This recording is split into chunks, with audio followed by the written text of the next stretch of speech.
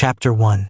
Cold metal presses against my spine when I press my back harder into the floor, trying to give what little heat is left in my body to the boy shaking under my coat. Arden's forehead burns against my palm.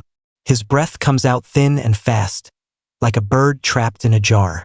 "Papa," he whispers. "It hurts." "I know, baby.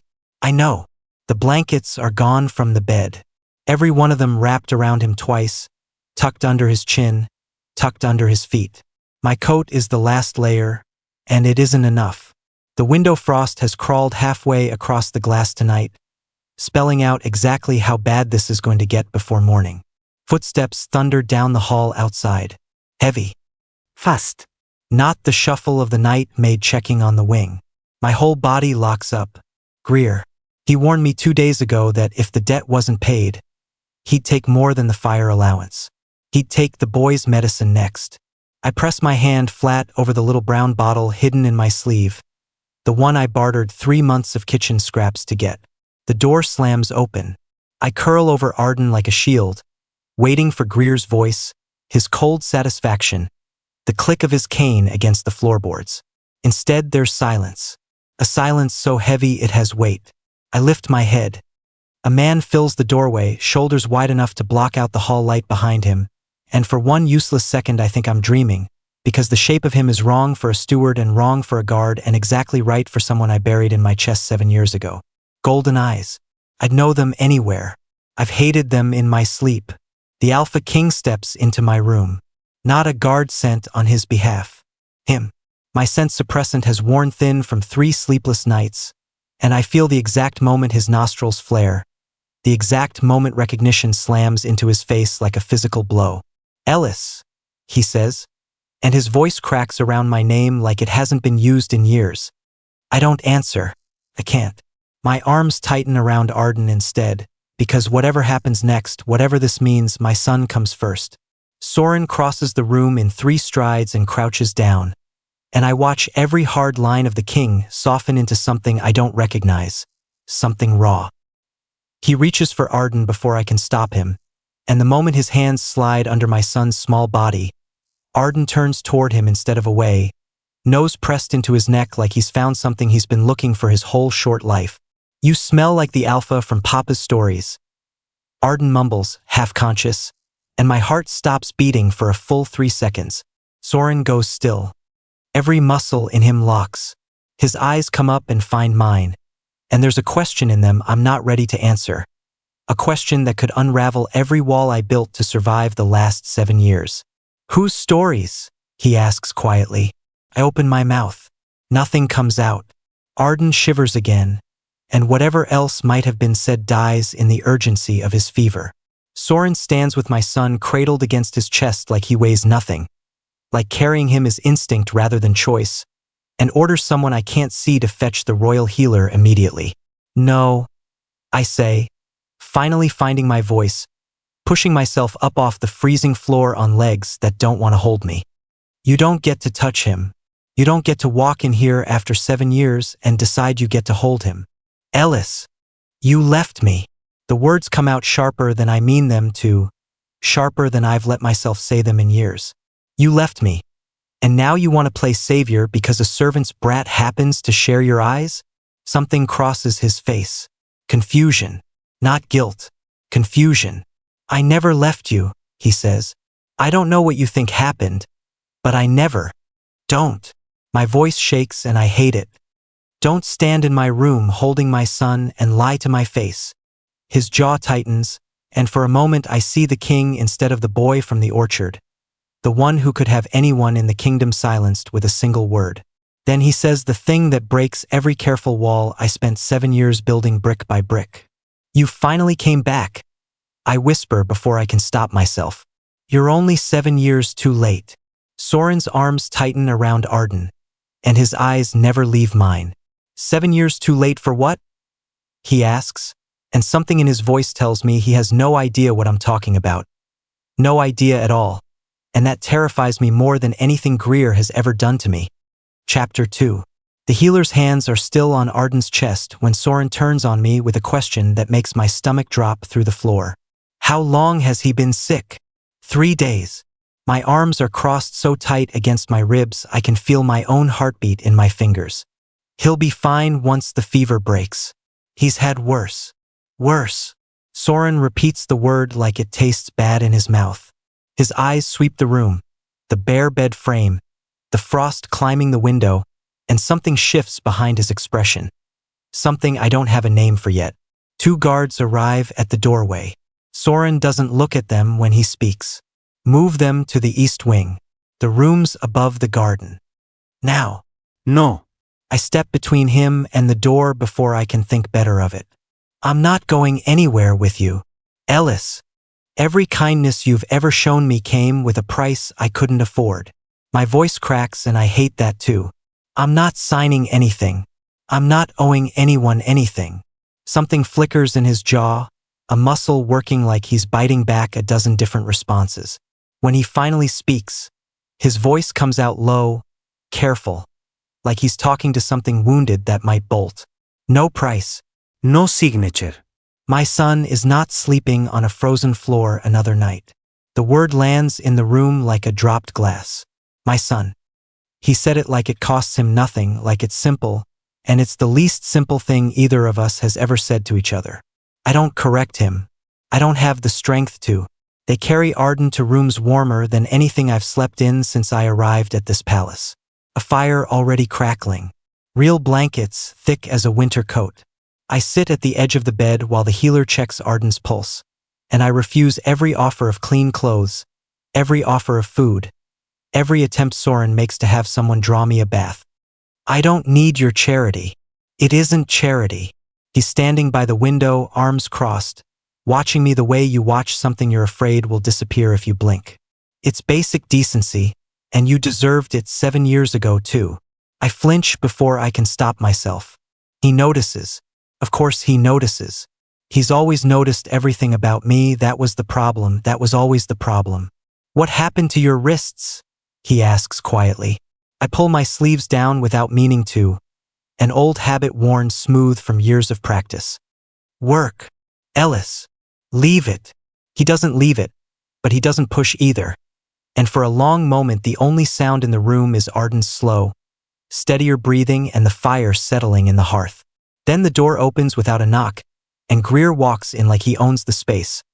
Ledger tucked under one arm, mouth already curling into the smile he wears right before he ruins someone's week.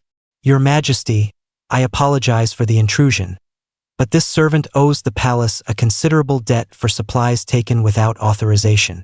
I've brought the ledger for your review. Soren's expression doesn't change, but the temperature in the room drops several degrees anyway. Show me. Greer hands it over with the confidence of a man who has done this 100 times and never once been questioned. Soren reads it. Once. Twice. These dates, he says slowly, start 3 weeks ago. Yes, Your Majesty. Ellis has been in this palace for over a year. Greer's smile falters. Just barely. Just enough for me to see it. An oversight, perhaps.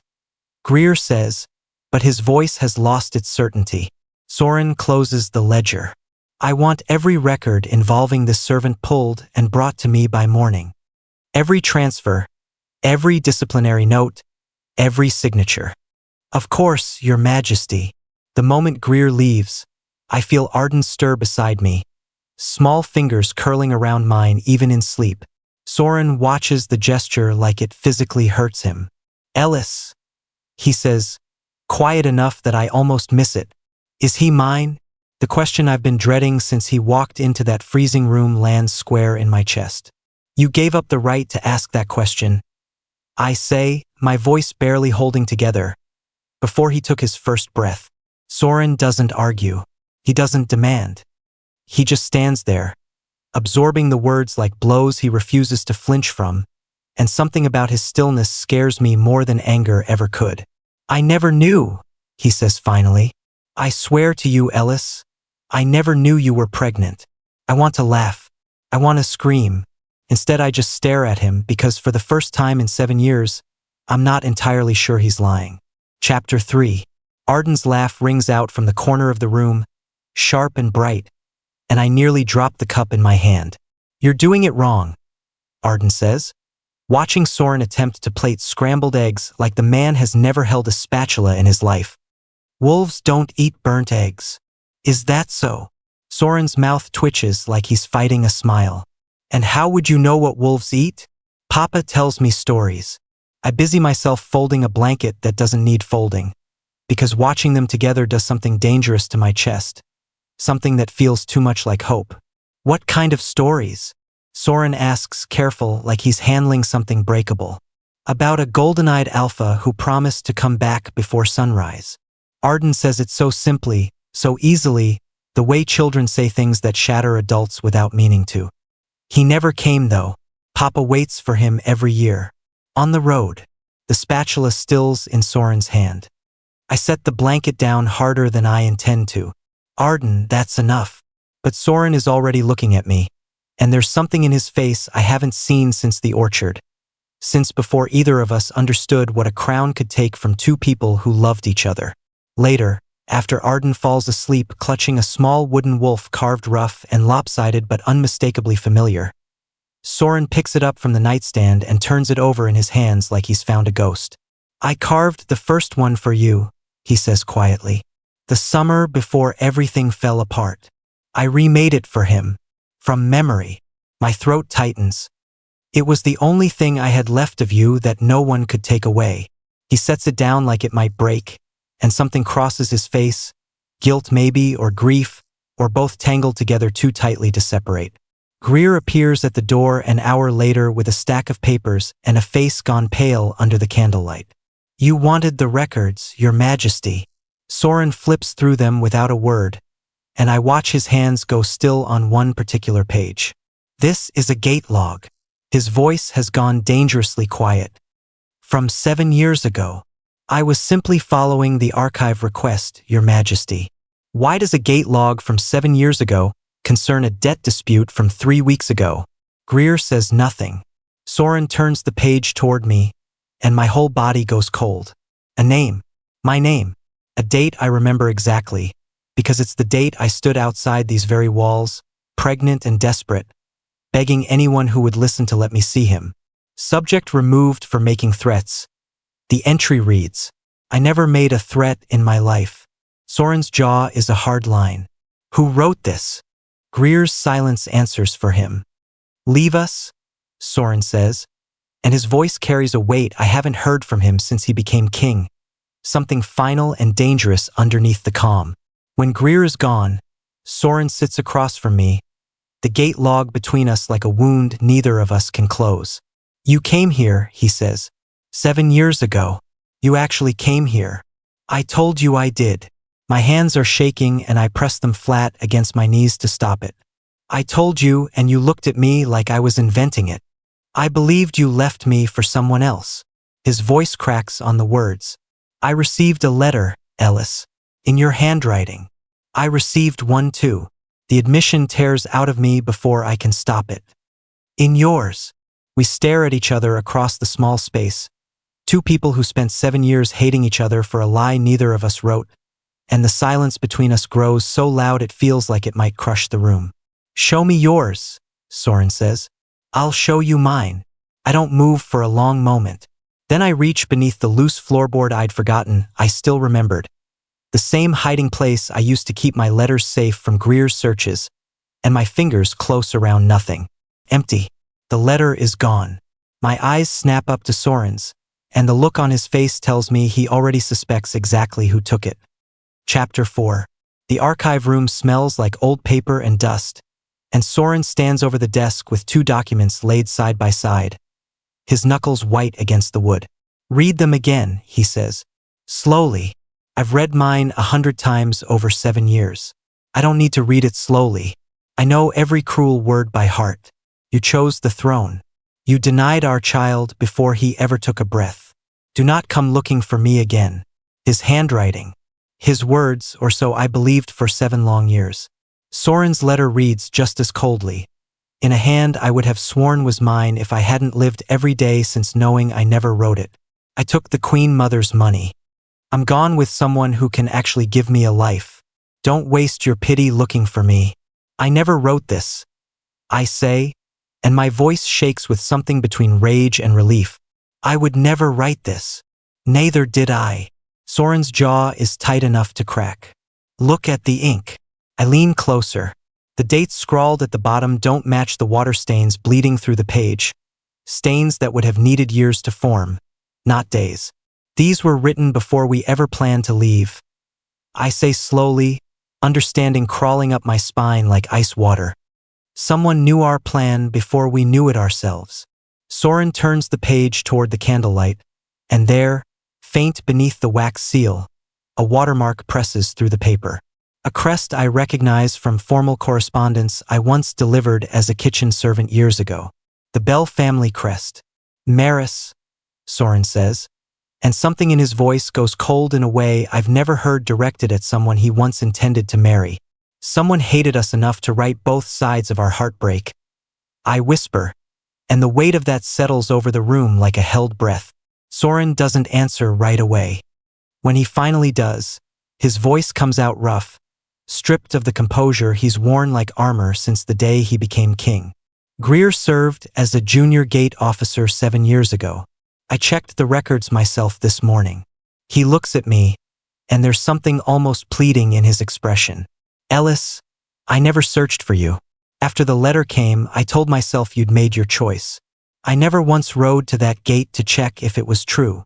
Would it have mattered? My voice comes out sharper than I intend. If you had searched and found nothing, would you have kept looking? Or would you have given up the same way you did the moment a piece of paper told you what to believe? He doesn't answer, and his silence hurts more than any lie could. The door opens before either of us can say more, and one of the guards steps in, breathless. Your Majesty, the Queen Mother is on her way. She says Lady Bell knows more than anyone realizes. Soren's eyes lock onto mine, and for a moment neither of us moves, caught somewhere between 7 years of grief and whatever truth is about to walk through that door. Stay, he says quietly. Please. I don't answer him either. I just stand there, letters clutched in my shaking hands, waiting for the woman who tore 2 lives apart with a single order to finally explain herself. The doors open again, but it isn't the Queen Mother who steps through first. It's Maris Bell, pale and composed, her eyes darting to the letters on the desk before she can stop them. And in that single flicker of recognition, I know, she's seen these letters before. Chapter 5. The Queen Mother's voice carries across the hall before she even enters the room, sharp and controlled. The voice of a woman who has never once had to apologize for anything in her life. Whatever this is, Soren, I trust you understand the alliance with the Bell territory cannot withstand a scandal. Sit down, Mother. Something in his tone stops her cold. She sits. I watch Maris instead, the way her hands fold too carefully in her lap, the way her eyes refuse to meet mine. You knew, I say, before Soren can speak. You knew about the letters. Maris's composure cracks, just slightly, just enough.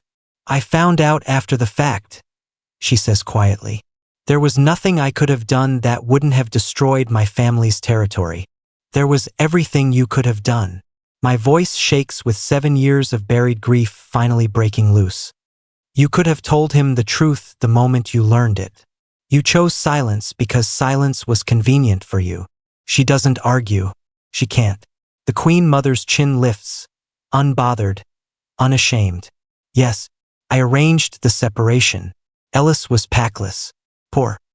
He would have weakened the throne, and love was never going to be enough to protect this kingdom. He is the mother of my son, Soren says, low and dangerous. He was an inconvenience, she says simply. I assumed you would outgrow him. Something in me finally breaks, quietly, completely. I stand and walk out before anyone can stop me. I don't go far. The orchard behind the east wing is the only place in this palace that still feels like mine. The same crooked trees where Soren once pressed his forehead to mine and swore we'd leave together before sunrise. He finds me there minutes later, breathless, like he ran the whole way. Ellis, don't. My back is to him, arms wrapped around myself against the cold. I don't want your guilt. I don't want your apologies. I want you to understand what those 7 years actually cost me. Then tell me, he says quietly. All of it. So I do. I tell him about standing at the palace gates, pregnant and terrified, begging the guards to let me see him. I tell him how they read his letter aloud, how they laughed while I begged. I tell him about signing away every right I had to protect the child growing inside me, about giving birth under guard in a house far from anyone who might have helped me. I tell him about every letter I sent afterward, returned unopened, about every year I stood on that same road on the same date, waiting for a horse that never came. I hated you, I say, my voice cracking wide open, because loving you never stopped. Every morning I promised myself I'd stop waiting. Every night I listened for your horse anyway. And now you're standing here looking at me like grief makes us equal. It doesn't. You lost the man you loved. I lost you, my freedom, my name, and every version of myself I might have become. Soren doesn't move closer. He doesn't touch me. He just stands there, letting the words land, letting them hurt exactly as much as they need to. I believed the letter because anger was easier than searching, he says finally, voice rough. I let my pride convince me you never loved me at all. That's not your failure, Ellis. It's mine. I turn to face him, and the space between us feels smaller and larger all at once. I kept the wolf you carved beside my bed for 7 years, he says quietly. I never once believed I'd stopped loving you. I just believed you'd stopped loving me. My eyes burn and I hate how much I want to close the distance between us. He reaches up slowly, giving me every chance to step back, and cups my face in his hand. May I? He asks. I give the smallest nod I can manage. Our foreheads touch, and for one suspended second, 7 years of grief hovers between us like something breakable. Then I pull away before our lips can meet, my heart hammering too hard to trust myself. Soren doesn't chase the moment. He just watches me, patient, aching. Behind us, footsteps approach fast, and the Queen Mother's voice cuts through the quiet, shaken in a way I've never heard from her before. Soren, there's something else. Something I need to tell you both. Her face has gone the color of old paper. I ordered the separation, she says, but I swear to you, I never ordered anyone to touch the birth records. Chapter 6. The Queen Mother's words hang in the frozen air between us, and for a moment nobody in that orchard moves. I never ordered anyone to touch the birth records, she says again, and her voice actually shakes this time, a sound I've never once heard from her in 7 years. Soren's whole body goes rigid beside me. Then who did? Nobody answers, because nobody standing in that orchard knows. Maris steps forward, and something in her face has shifted from guilt to genuine fear. There's one more thing, she says. I intercepted a letter after the birth. Ellis sent it to the palace and it never reached you, Soren. I read it. I burned it. The ground seems to tilt under my feet. You read my letter and burned it. I was protecting my family's alliance, she says, but the words come out smaller now, less certain than before. I don't have room left in my chest for her excuses. I turn away from all 3 of them and walk back toward the palace, because I need air that doesn't taste like 7 years of other people's decisions. Soren catches up to me at the garden door. Ellis, I need a minute. My voice comes out rougher than I mean it to. Just 1 minute where I'm not standing in a room full of people who decided my life wasn't worth telling the truth. He doesn't argue. He just stands there, close but not touching, letting me breathe. When I finally look at him, something in his eyes has changed since the orchard. Softer, steadier. I know the truth doesn't undo anything, he says quietly. I'm not asking it to. Then what are you asking? Nothing yet. He reaches up slowly, the same way he did before, giving me every chance to step back. I just want you to know I'm not going anywhere. I don't step back this time. His hand cups my face, warm against skin that's been cold for longer than I can remember. And when he asks permission with just a look, I close the distance myself. The kiss starts careful, testing, like we're both afraid the other might vanish. Then my fingers curl into his shirt and pull him closer, and something in him breaks loose, some restraint he's held on to since the moment he walked into my freezing room. The kiss deepens, hungry and grief-stricken all at once. 7 years of loss and longing colliding in a single point of contact. Cedar smoke and rain-soaked earth fill the space between us. And for the first time in years, I let myself want something without immediately bracing for it to be taken away. I nearly ask him to mark me right there in the garden. The words sit on my tongue, dangerous and tempting, and I swallow them back down because marking isn't something either of us should rush into out of grief. Soren pulls back just enough to rest his forehead against mine. I will never use what's between us to make you feel like you owe me anything. Not the bond. Not this. None of it. I believe him. That terrifies me more than distrust ever could. A scream cuts through the quiet. Arden. We're both running before either of us decides to move. Boots pounding gravel. And I burst through the door to find my son sitting straight up in bed, drenched in sweat, sobbing. The room was cold, he cries. The room was cold and nobody came. I gather him against my chest, rocking him the way I have every night for 6 years, and Soren kneels beside the bed, careful, uncertain, waiting for permission to be part of this too. You're safe, I whisper into Arden's hair. You're safe now. Soren reaches out and rests a hand on Arden's back, and slowly, my son's sobs quiet under the weight of it. For one unguarded moment, the three of us look like something whole. A family instead of a wreckage of stolen years. Then a messenger appears at the door, breathless, face pale in the candlelight. Your Majesty, forgive the intrusion. It concerns the healer who attended the birth 7 years ago. Soren goes very still. Hollis Dane is dead. No, Your Majesty. The messenger swallows hard. He's alive. Living under another name 2 territories east. And he's asking to speak with you both immediately. He says the birth records were altered before they were ever filed. I feel the floor drop out from under me a second time in one night.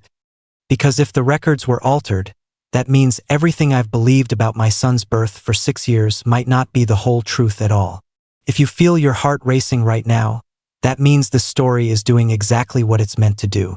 Make sure you're subscribed and have your notifications turned on, because the next chapter uncovers something that changes everything Ellis thought he knew about the night his son was born. Drop your thoughts in the comments below and let someone else know this story is worth their time too. Chapter 7. Hollis Dane's hands shake so badly, he can't hold his own teacup steady, and the sound of porcelain rattling against the saucer is the only thing that breaks the silence in his small cottage. I never wanted to disappear, he says, eyes darting to the shuttered window like he expects someone to be listening. But after what I saw that night, staying meant dying quietly instead of loudly. Tell us everything, Soren says, his voice steady despite the tension coiled in his shoulders. Hollis sets the cup down. Ellis was sedated, heavily, more than any birth required. Greer supervised the room. Orders came from the Queen Mother's private office, though I never saw her sign anything herself.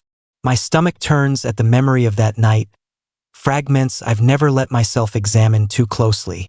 I remember being told there wouldn't be pain. I remember it being far worse than that. The consent papers you signed, Hollis continues, were signed while you were under sedation. That contract was never legal. You were threatened into permanent service before you'd even held your son. Something cracks open in my chest, old anger finding new fuel. Before Hollis can say more, the door explodes inward. Greer stands in the frame, wild-eyed, a blade catching the lamplight in his hand. You should have stayed buried, old man. He lunges past Soren toward Arden, who's been resting on the small cot in the corner, and every instinct in my body ignites at once. I move faster than I've ever moved in my life, putting myself between Greer and my son, shoving Arden behind me and toward the back door. Run the servant paths, I gasp, remembering the old routes from the estate. Now, Arden, now. My son bolts, small feet pounding through the narrow hall, and I turn just in time to see Soren slam Greer against the wall, forearm braced across his throat, eyes gone gold and feral in a way I've never witnessed before. Soren, don't. My voice cuts through his rage like a blade of its own. If you kill him, the truth dies with him. Takes every ounce of restraint Soren has. but his grip loosens.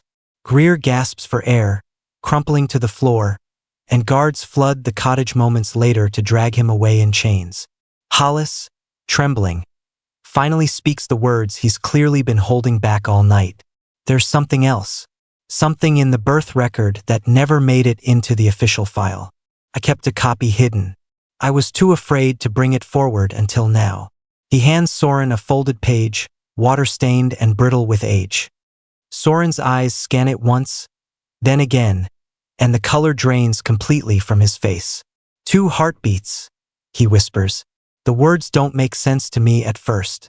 Then they make too much sense, and the room tilts sideways beneath me.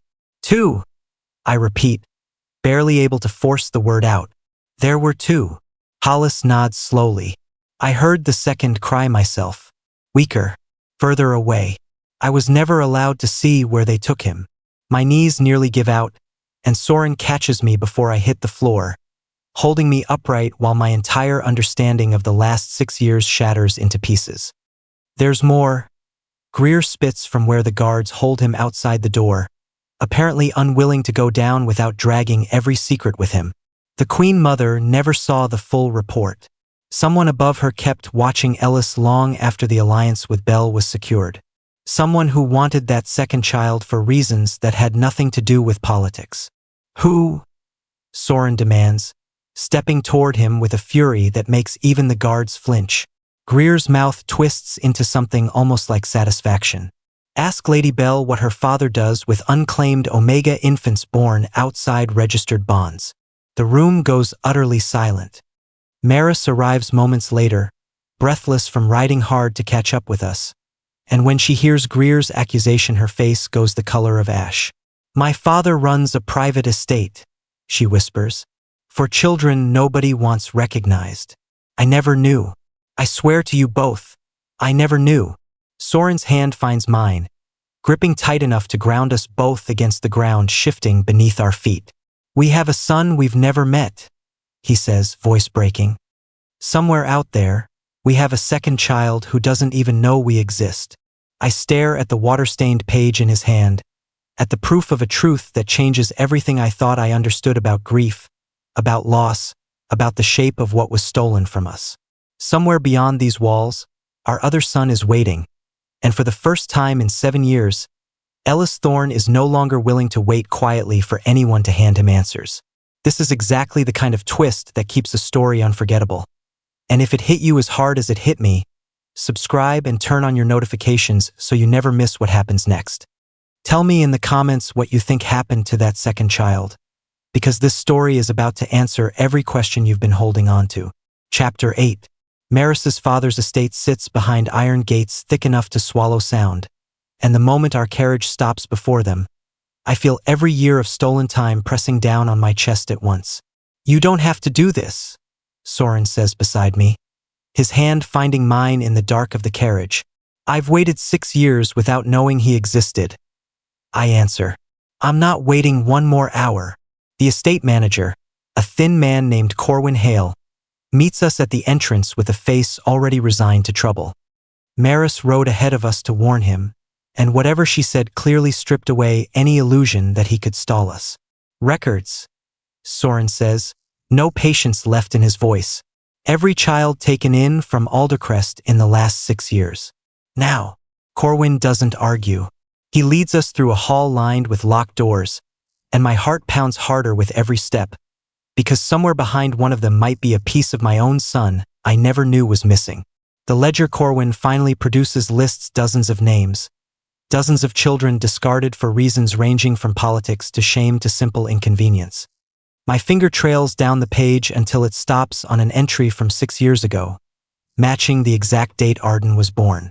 Male infant, Omega presentation suspected. Delivered same night as registered sibling. No family claim filed. No name. Where is he? I ask, and my voice comes out steadier than I feel. Corwin hesitates only a moment before Soren's expression convinces him hesitation isn't survivable. Adopted out 3 years ago. A family in the Northern Territory. They were told he was an orphan with no living relatives. Take us there, Soren says. The journey north feels endless, every mile stretching my nerves thinner. And when we finally arrive at a modest farmhouse at the edge of a quiet village, I can barely make myself climb down from the carriage. A woman answers the door, kind-faced, cautious. Behind her, a small boy peeks out from around her legs, and the moment I see him, the breath leaves my body entirely. He has Soren's eyes, my chin, a gap in his smile that mirrors the one Arden had at that age exactly. Ren, the woman says gently, guiding him forward. These people have traveled a long way to meet you. Ren studies us with the open curiosity only children have. No fear, no understanding of what his existence has cost the people standing in front of him. Soren kneels down slowly, and I watch the king who once ruled with untouchable authority reduced to something achingly human in front of a child who has no idea he's looking at his father. Hello, Soren says, voice thick. My name is Soren. I'm Ren. The boy answers simply. Are you lost?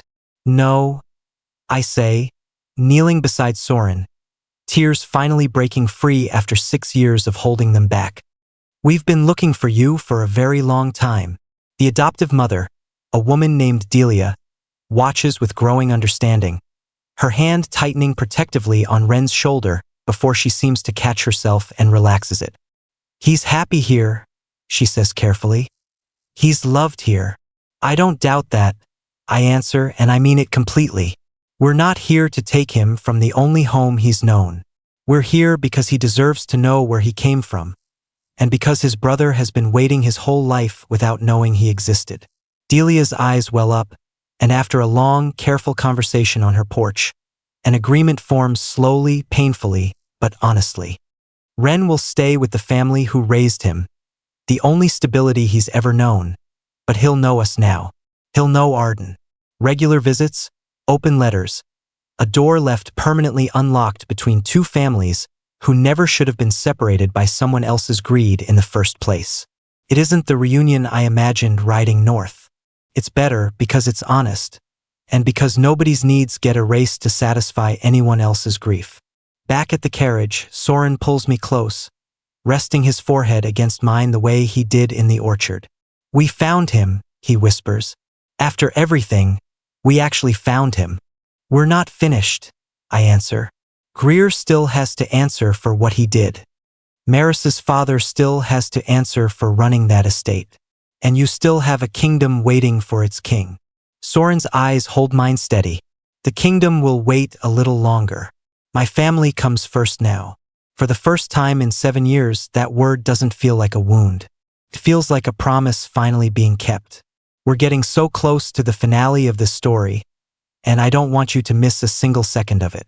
Hit subscribe and turn on your notifications right now so the next chapter reaches you the moment it drops. Let me know in the comments how you'd feel meeting a sibling you never knew you had, because the story still has one more truth left to tell. Chapter 9.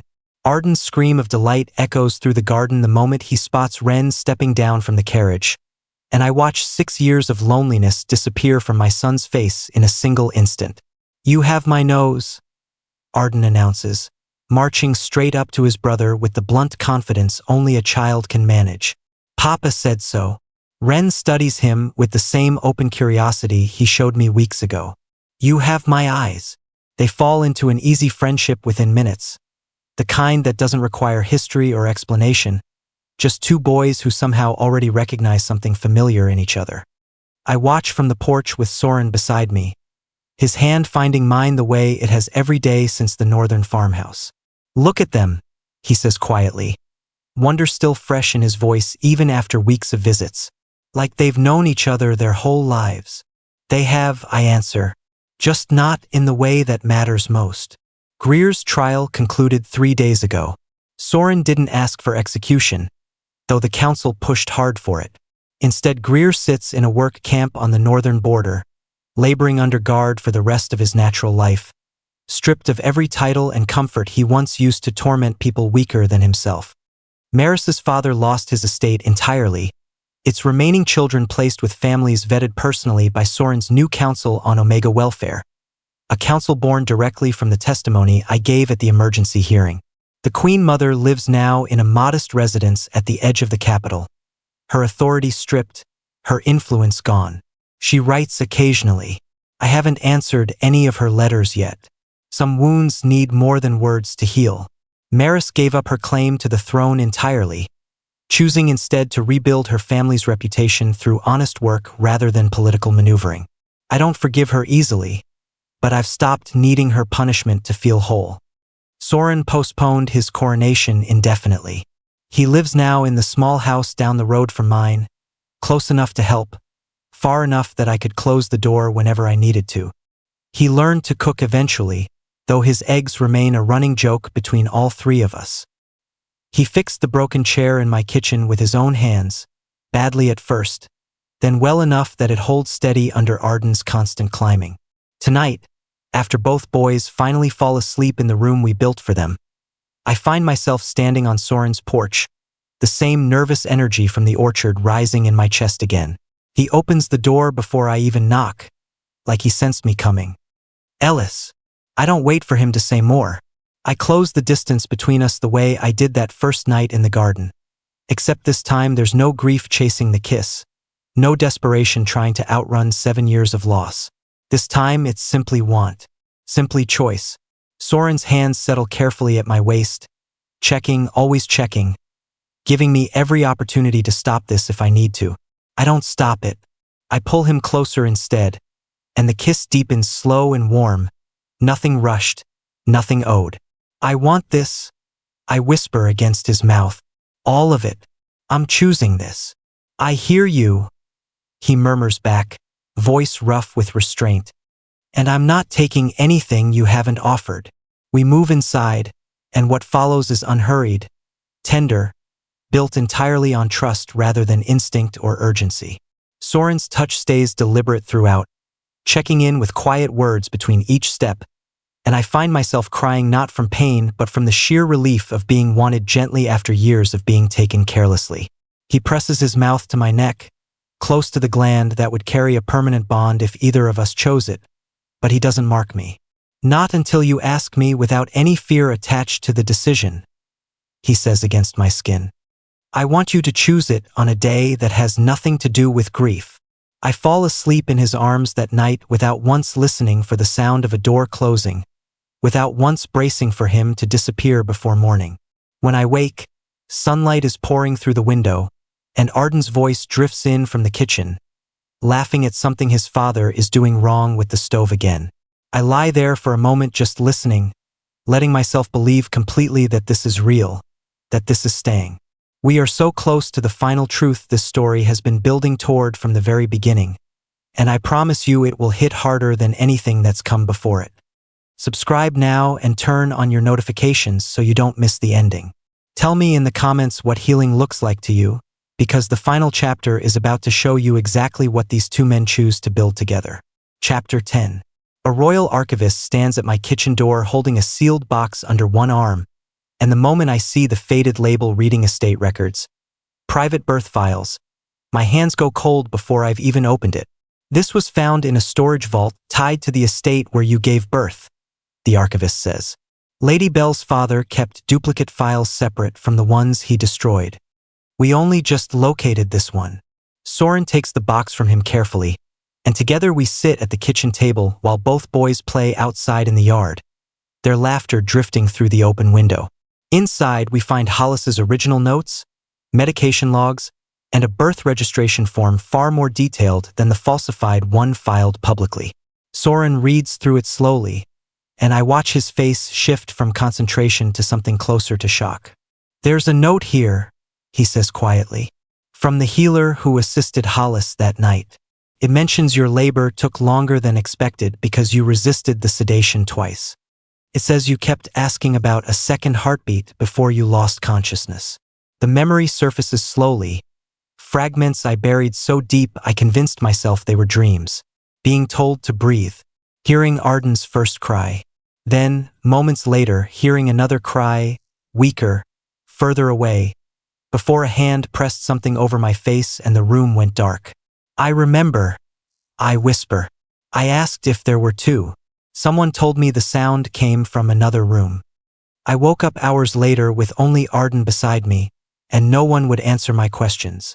Soren reaches for my hand across the table, grounding both of us against the weight of finally understanding a truth we'd only pieced together in fragments until now. The Queen Mother truly never knew about Ren, he says slowly. She ordered our separation out of pride and politics, but taking a second child for private profit was never her plan. That came from Maris's father alone, using the chaos she created as cover for something far worse. It's a strange kind of relief, learning that even the person responsible for the worst decision of our lives never intended for it to spiral into something this cruel. It doesn't excuse her. It simply completes the picture, showing us clearly where each person's guilt actually belongs instead of letting it blur together into one shapeless wound. Arden bursts through the door moments later, cheeks flushed from running, Ren close behind him. Papa, can Ren stay for dinner? Can he stay every night? I glance at Soren, and something unspoken passes between us, an understanding built slowly over months of careful choices rather than grand gestures. We'll talk to his mother about visits becoming longer, I say, as often as everyone's comfortable with. He has 2 families now, and both of them love him.